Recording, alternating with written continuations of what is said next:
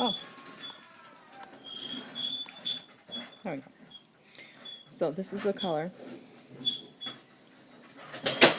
Kind of blue and gray.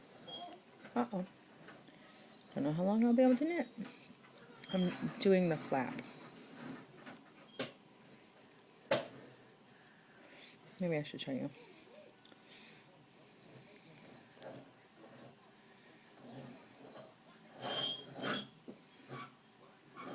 So these stitches on this needle I put on hold, and for ease of knitting I put these on one double point and a knit back and forth.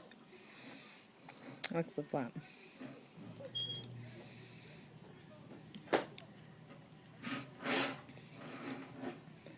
And as a little detail on the side, can you see that? Those are all knit. 3 stitches. I just knit 3 on the ends.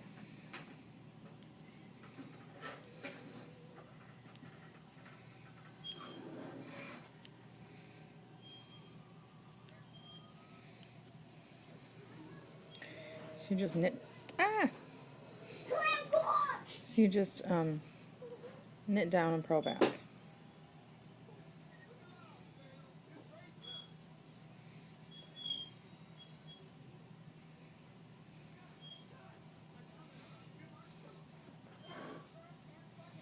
There we go.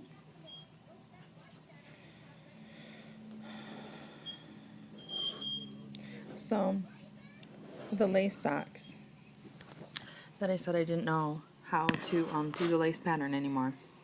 Well, I figured it out. So I'm going to do lace all down the top of the sock and regular stockinette down the bottom of the sock. And it's going to take me a little while because they're on smaller needles. And I remember that that yarn is not superwash, so that means it cannot go in the washing machine. So I'm going to have to figure out a program for a protocol for washing my socks.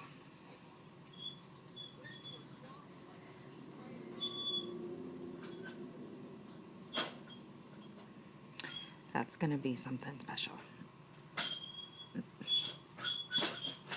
There's going to have to be a separate hand knit wash bucket.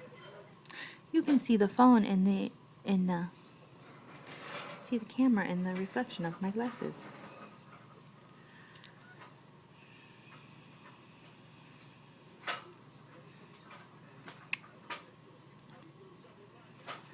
So what else? I have not worked a bit on the kids' quilt since I showed it to you. Tanner has what the doctor believes to be a sinus infection, so we're trying some homeopathy today with a humidifier and some essential oils. And Daddy, if that doesn't work, we'll get a prescription. We're gonna try some garlic and honey, and we're also gonna try some tea, some lemon tea. But I have lime, so we'll try some lime tea. What was the recipe? I forgot what it was. So, I'm going to grow some more herbs next year for some home remedies. What do I have? I have stuff for ear. I have some ear stuff, and then I have some, what is that? Elderberry syrup, which is super delicious. But it's got elderberries, honey, chamomile. Is it chamomile? Something else. Something I recognize from a tea. I have the recipe. I could make up some of that. Garlic, I think. I have cough syrup that I made from honey and garlic and alcohol. What else?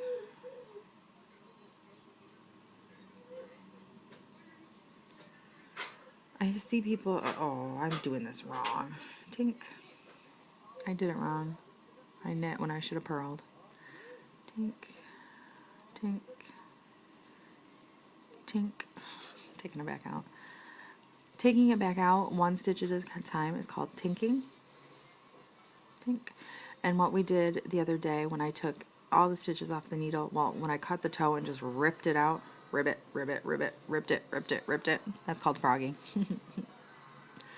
Just a bunch of information you probably don't need to care about.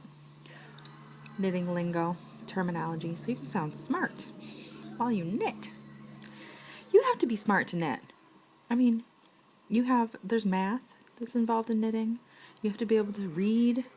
You have to be able to read a second language, because I think that's what knitting is, reading a second language. And there's a whole bunch of knitting jargon, you know, like Kitchener and tinking and frogging and steeking. There's a whole bunch of lingo. Then if you crochet, that's a whole separate language, because knitting and crocheting are 2 different things, and they have their own symbols. Oh, and then if you do lace, you have to know how to read graph, which is a pattern in pictorial form. So it's like just another language, another on top of the knitting language. And then if you're going to read Elizabeth Zimmerman books, there's a lot of math. I'm just itching. I'm not sticking it in my ear. There's a lot of, she leaves you like a design overview, where then you do your measurements and you do your swatch. Oh, there's another one, swatch. You do your swatch and your measurements, and then you take her percentages or overview of a design, and then you create your own personal design. So she's amazing. One of the people I wish I could meet was Elizabeth Zimmerman. She was amazing. Her mind just works in a different way. I mean, mine is mathematical, and I guess it's just different era, right? That she's a knitwear designer. I mean, and not just a designer of like, here's one pattern, buy it and knit this one thing. She came up with, the EPS, the Elizabeth percentage system, where you can knit a sweater with your own measurements and swatch and yarn with different needles and different thicknesses of yarn, and you just need that one thing and it'll come out every time, because she really just boiled it down to an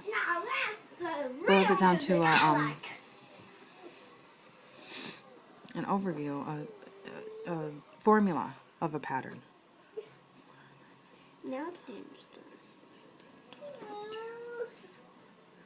I have 25. I need 5 more rows, and then I'll be able to do the turning of the heel, which is easy. And then there's the gusset. I was thinking as a challenge to myself, I should knit one sock toe up and the other sock top down. I think that would be fun. This is row 26.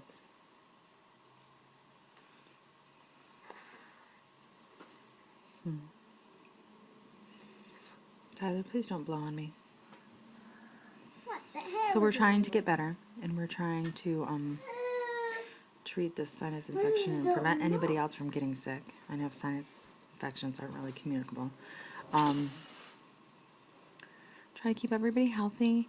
We're trying to, get along and love each other. Sometimes it's hard to do.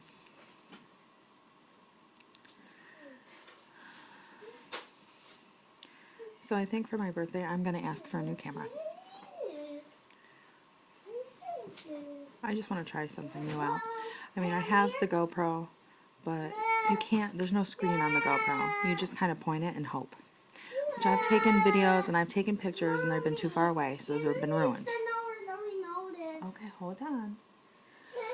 So I want something, and this is nice, but the camera is way over here, right there on the side of the screen, and the screen's right here, so I keep wanting to look at the screen. I'm not really looking at you. So I think I need something that has a screen on one side and the camera on the other. But this is nice because it's got a prop up in the back. Okay, I smell a smell. I've got to go. If you know what I'm talking about.